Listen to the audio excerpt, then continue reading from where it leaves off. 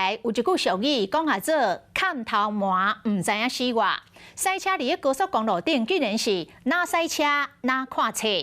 原来这个驾驶是用自动的驾驶系统，不过这也是属于危险驾车的行为，警察甲翕相罚款。专家特别来提醒，自动的驾驶系统有袂少的缺点。譬如讲，若拄到突发的状况，像头前车有物件跌落去，或者是头前车常常来变换车道，也是紧急来打档啊，拢有真有可能会侦测袂到。这个时阵，驾驶人若阁无注意到路况，就会出车祸。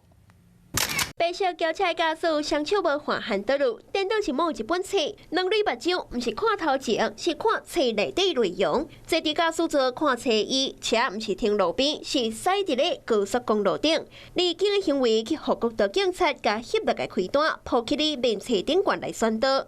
袂少人认为讲实在伤过险，也有人口说讲开车若是有读册这样的认真就好咯。蛮夸张的，像我之前国道。前2个月而已，国道东西掉下来，我都已经眼睛看前面了，还撞到。电动车内底的自动辅助驾驶是互驾驶轻松方便开车，也毋过毋是凊彩开。过去有驾驶车咧走，伊伫困，一个人困还无够，这台车驾驶含乘客拢伫困。开车无要看路的下场，就有可能会亲像这台轿车。